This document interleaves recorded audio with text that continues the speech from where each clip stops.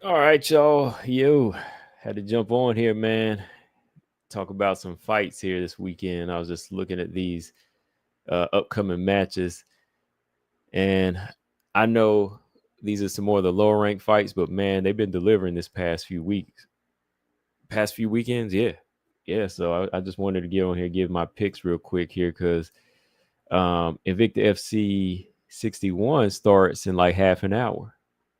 Let's see, the prelims start in half an hour, so who knows? I might stay on for the prelims. I might stay on for the prelims because I did plan on at least watching the prelims because I'm first of all I'm jumping on here early because I'm gonna be busy. I'm gonna be stepping out here in like a couple hours. So let me go ahead and jump on here and discuss these upcoming fights. So yeah, I know these fights don't look too exciting, but I think that these might deliver, man. I think these matches they put together here, I think they should deliver because I know Loma's going to fight. I know Barbosa's going to fight. I know Belbita is going to be forced to fight, and I know Demopolous is going to fight. All right, so I think yeah, I think we might get at least. Let me see how many finishes. Do I want to predict how many finishes we're going to get this time? Let's see. Um,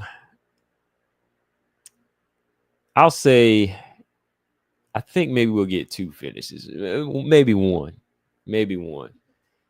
I think Demopolous can probably get a finish in her fight, like on the ground. But yeah, this should be interesting. I just wanted to go through and give my picks on these real quick. And then let's see about 6:30. Let's see Invicta FC starts. Invicta FC 61. How many fights do they got? Let's see. 3, 4, 5, 6, 7. Oh yeah, 7. Yeah, 3 on the prelims tonight. So that's on YouTube.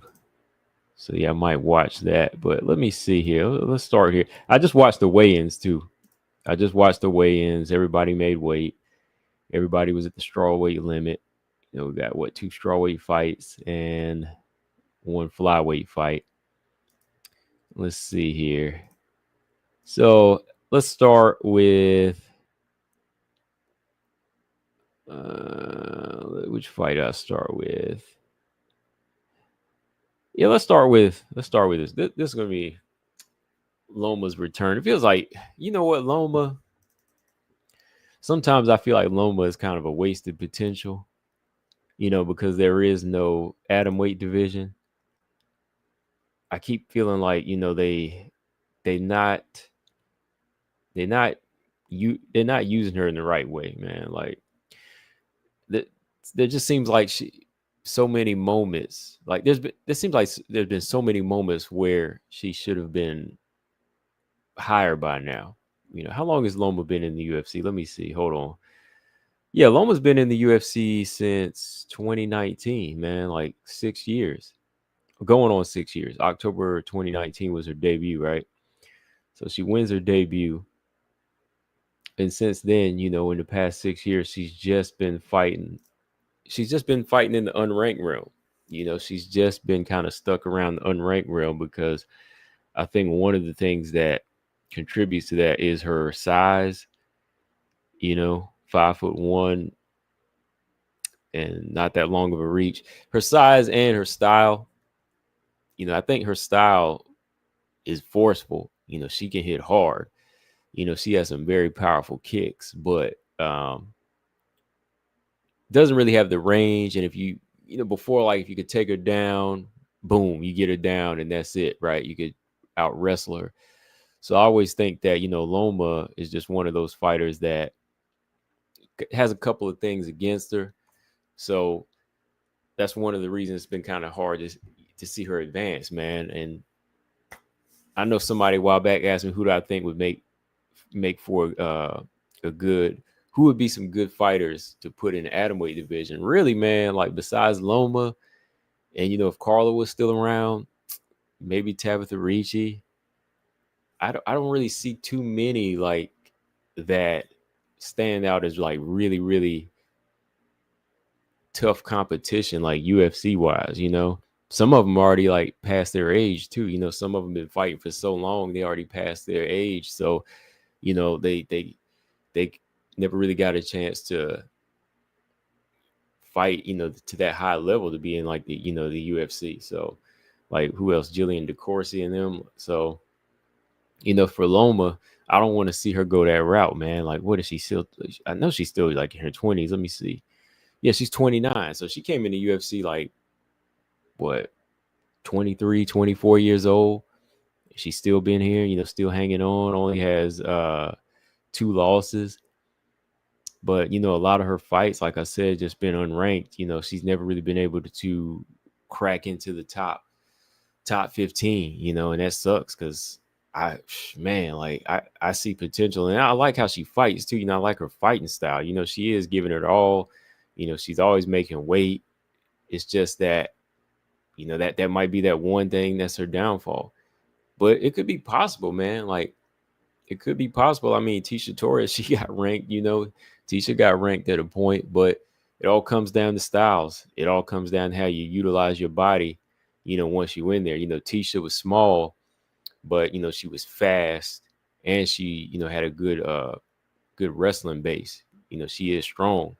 But Loma, like I said, never really had no strong wrestling base like that, or that same type of speed, hard striker. But if you could get her down, then you get her down, and that's it.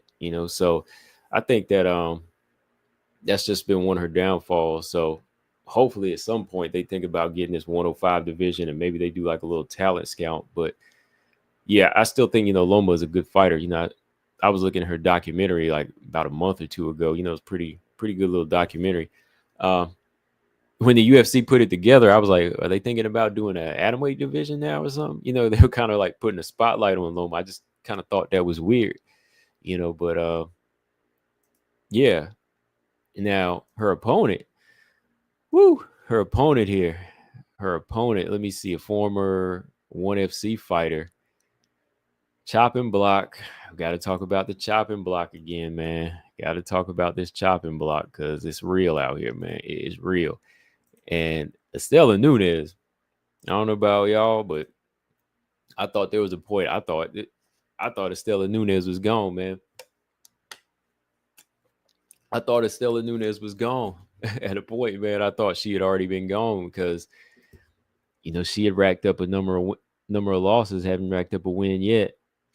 Now, let's see, she's been signed since 2021. She's been in the game for about 4 years, and yeah, still hasn't got a victory. When she was at ONE FC, she was over there for 3 fights, went 2-1 in ONE FC, but everybody knows you come to the UFC, it's a different thing. So yeah, she actually literally hasn't had a victory in 7 years, and that was in ONE FC. So yeah, this is a chopping block fight, man. This is a chopping block fight where Estela Nunes, I think we all know the answer. What happens here? This will be her. If she loses, this is her 5th loss in a row. All right, this is her 5th loss in a row, and 7 years without a win. Right? Come on, it's just there's no other explanation, right? I'm gonna go with Loma in this fight, though. I think Loma has pretty good offense. I think she's gonna come with that pressure. I think she's gonna come with some hard body kicks. I think she's just all around much more focused from what I've seen. Estela Nunes, seen her fight to a certain caliber, but kind of waits. Never really see her just step out of the box and make that, she never adapts in the fight. That's my problem. Like, she's mostly known as a striker. She has a long jab. Let's see how long she can keep it standing from a distance in this type of fight, but I don't think it'll be very long. I think that, Loma can pressure her way in with kicks and then eventually get on the inside and maybe even use some of her wrestling that she's been working on. She's been working with that, I forgot who she's been working with, but yeah, she's been kind of working on that. Even her, her tie clinch is fierce, and knees to the body. Yeah, I'm gonna go with Loma in this one. I don't know about y'all. What do y'all got for this one? I'm gonna go with Loma, possibly by finish. I don't know. I mean, Loma doesn't really have any finishes on her resume either. Let me see. They share a common opponent. Sam Hughes. Loma has a win over Sam Hughes. Estella has a loss to Sam Hughes. Yeah. Let's see. She got stopped by Ariana Carlosi. She got finished by Yasmin Haurigi. Oh man, yeah, she got her elbow dislocated in that Dudakova fight like a couple years ago. And yeah, she's been out ever since. So I'm gonna go with Loma in this fight. I think Loma just has the energy and the style that could give her some problems. You know, Loma's been out almost a year too, but I think she's still sharper. I still think she's sharper, and she's just been staying on her game. So yeah, I'm gonna go with Loma. I don't think Stella Nunes has enough to pull this off, and unfortunately, yeah, if she loses this one might be it for her, right? For good reason. Hasn't won a fight yet in the UFC. All right. Let me see. Here's another strawweight fight we got tomorrow. Demopolous made weight. You know, I know she was having some trouble making weight the last time, or like a little while back. She looked really sickly, but this time around, she made 116. Talita Alencar, of course, Carla's sister. She made 115. You know what? She might be like a atom weight addition. I don't really see too much that stands out again with Talita Alencar, in my opinion. I don't know. What y'all think? I think Talita Alencar still. I've seen her resume. Yeah, I know she's a grappler. You know, she's a small grappler, and I've seen some of her work from these grappling tournaments here. But as far as like even close to being like a well-rounded fighter or even like a dominant strawweight, it's kind of tough. She's another one, Carla size. She might be the one to put in the atomweight division there. She's a 5'1" and dang, 58-inch reach. Yeah, she's a tiny strawweight. There's your atomweight division right here. Loma and Talita Alencar. Actually, they should have been fighting. They probably should have been fighting. Nah, I would say Loma would have finished her. Yeah, Talita Alencar, I just don't know what she possesses. I don't know what she possesses as far as be able to get the job done. I don't think she really has like the striking. Like, to me, one of the things you need to beat Demopolous is like a really good technical jab. You got to jab her from the outside and keep her on the outside and just kind of, piece her up from a distance. Because, once you let Demopolous get in, she can hit you. Like, Demopolous, she can bang. Like, that's one thing about her. Like, she's kind of like Juliana Pena, where she'll be reckless and just throw out all like fundamentals and just start swinging hard and throwing overhand rights. But she's got a strong chin. She's got a strong chin, and she's got some pretty good takedowns too. So she's not that much bigger than Talita Alencar, I guess, like height wise, but I think she's probably the stronger of the two here. So I favor Demopolous as far as, Demopolous is like 5'2", 1 inch taller. I favor Demopolous as far as strength and even, just overall experience and even punch resistant.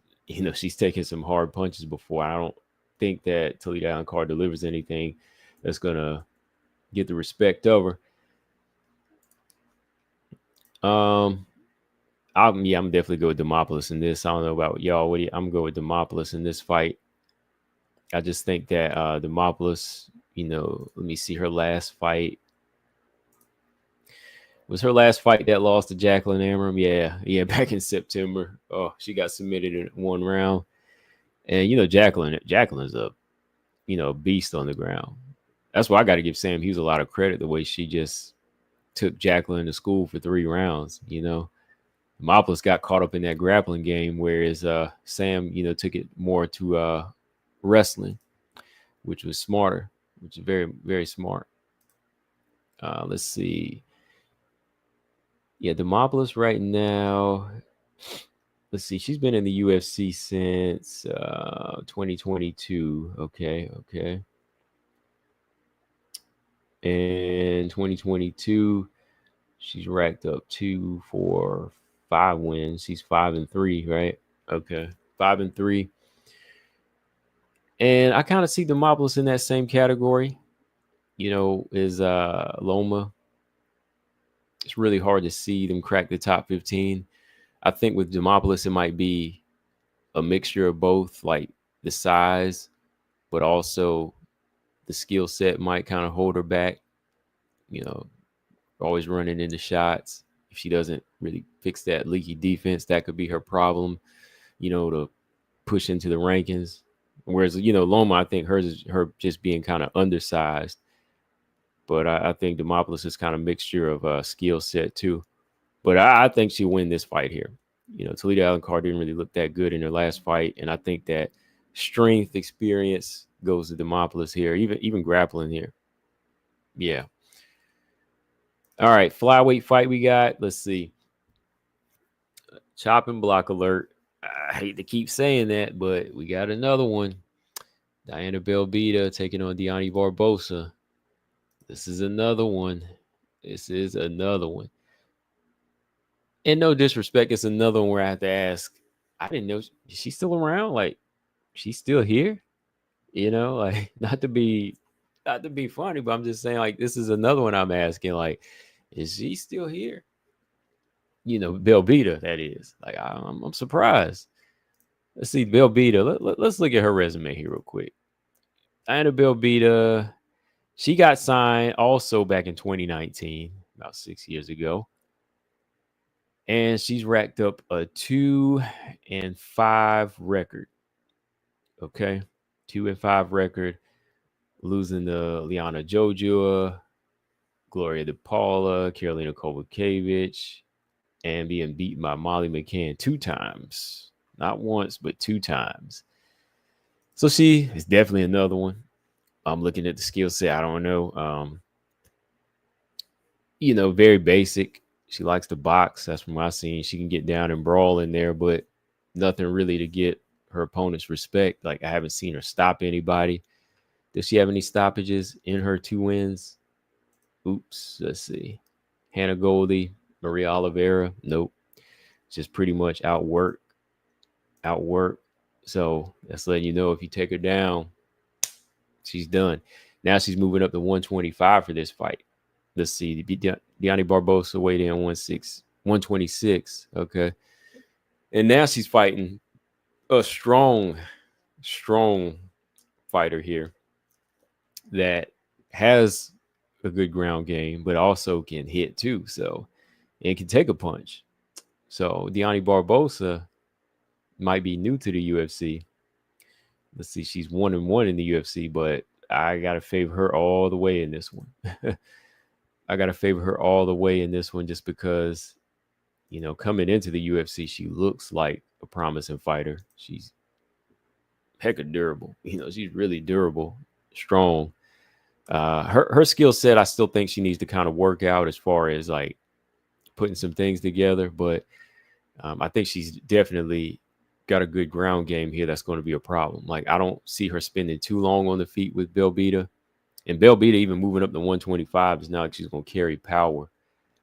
She's not really going to carry power here. But if Belbita can't get her respect, I think Barbosa is going to bully her. So I think it's going to be a rough fight. If Belbita's chin holds up, or even if her submission defense holds up, she'll probably fall to a 30-27. So I got Deani Barbosa either by finish on the ground or 30-27. Yeah, that's how I see this one. So yeah, that's my picks for these fights. I said, you know what? Let me jump on here and talk about these. I feel like I'm neglecting these unranked fights, and they've been turning out to be pretty good over the past 3 weekends now, right? Got some good finishes.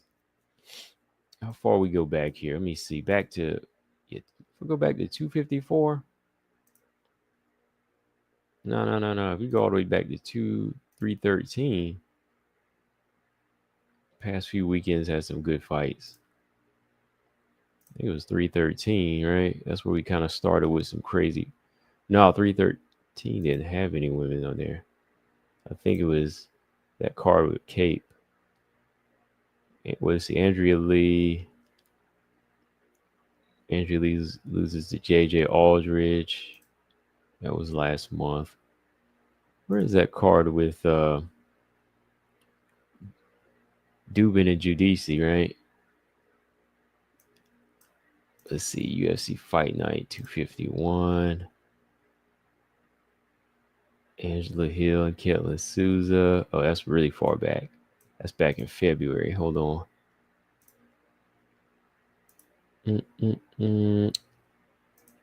Oh, yeah, the Leon Edwards had a couple, right? Yeah, Pooja Tomar and Sean Abandon. That ended pretty. Yeah, that was an exciting fight. As far as like finish. So yeah, some of these unranked fights they've been delivering. I just haven't really like been able to say, oh, okay, this person here is going to be like the next top 15. Nah, like I haven't really been seeing that. But other than that, as long as they deliver with action, I'm good with that. I'm fine. But I'm gonna go with Demop or Barbosa. Yeah, no switching on these picks here. And Luke Loma. Yeah, that's all I'm gonna go with in this one. All right. Let me see. Yeah, card starts pretty soon. I don't know if I'm gonna stick around for it because I got some stuff to do here. I just wanted to jump on and talk about these fights here real quick. But this yeah, they had a BKFC card this afternoon too. I gotta go back and watch that. Yeah, Britain Hart and watch the rest of it. I know she pulled a victory off this afternoon. But hold on.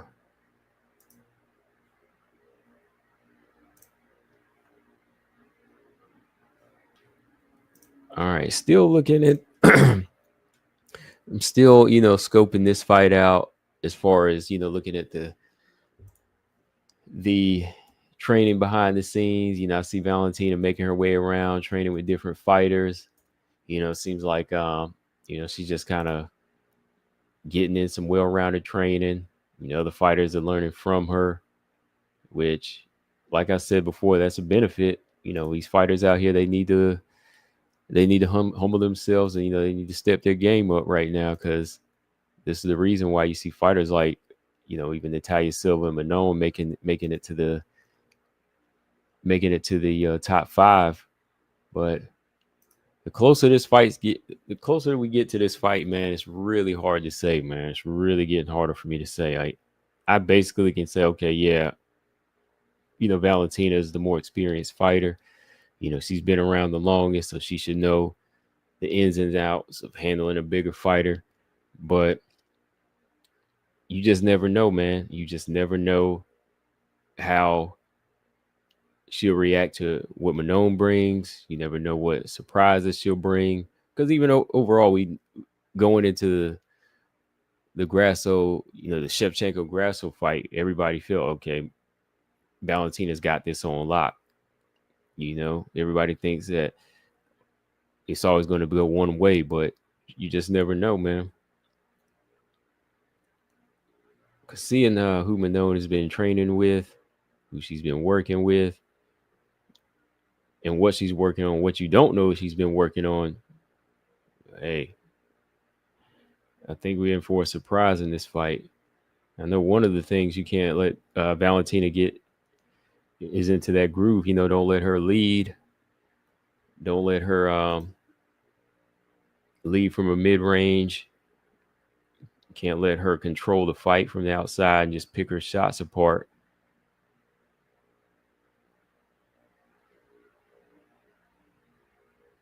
All right. Let's see. Another 15 minutes for this.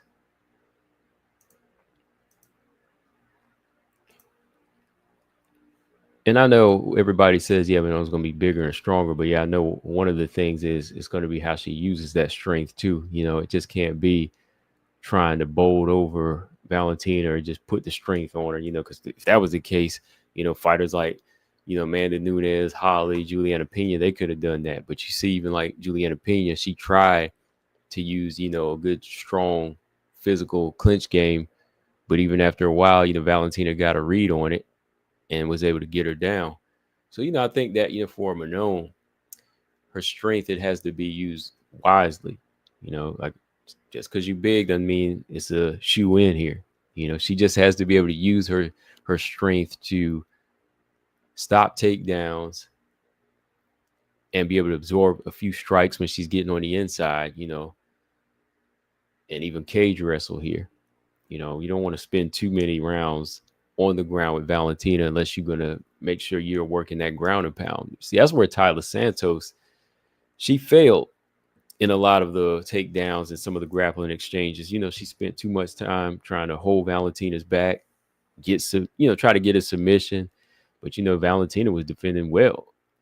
Not only was she defending well, but she was landing a lot of little shots to Tyler Santos's eye, So if Manon was to wind up on the ground or wind up in a top position, she either have to hold like Valentina was doing herself to Alexa Grasso, or she's gonna have to be busy.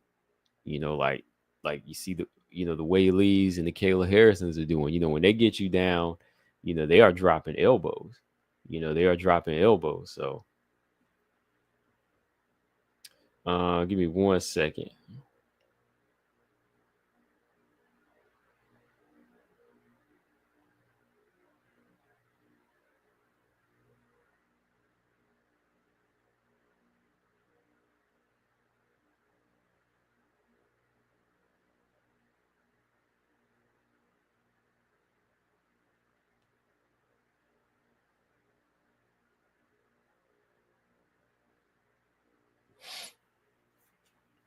All right. Hold on. Yeah, because another thing that Manon can use to her advantage is just the fact that you know Valentina's been in there with the same opponent three times. She hasn't seen a different look since June of 2022. About 3 years ago, which was Tyler Santos. So now Valentina's in here again with another big tough fighter. Let's see. Before that, it was Lauren Murphy, Lauren. Then it was Tyler. Then Alexa Grasso 3 times over the course of 2023 and then 2024. Just one fight in 2024. So I know Manon hasn't fought in about a year, but she's been fighting different styles leading up to this point too. She's been fighting a lot of different type of fights, leading up to this point. She just wasn't stuck fighting one fighter here. Aaron, Rose, Caitlin, Jennifer Maya. So if you just go back and look at some of those fights, there's a lot of things that I think she could use in this fight here. She's just got to be first. She's got to take the lead in this fight. But yeah, I'm gonna go back and do another look at this one.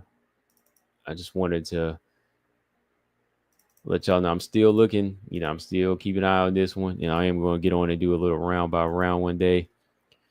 I know I'm going to do the Valentina one, but I might do one for Manon. I might do that Manon Fiorot versus Jennifer Maya fight. I might go back and look at that one. But I'm definitely going to look back at this Valentina versus Joanna. Definitely want to watch that one again.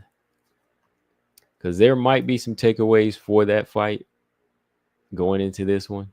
We'll see. All right, hold on. I'm about to tune in to this. Hold on, y'all. If you want to watch this Invicta card, that's it right there. It starts in about 10 minutes. But I'm going to jump off here for now. I just wanted to get my picks. And I might get on for the live round by round tomorrow. We'll see. It's been a while since I did one. But yeah, if you missed a stream, just go ahead and leave your picks in the comment section. I am going with Demopolous, Barbosa, and Lookboonmee. I am out, y'all. Peace.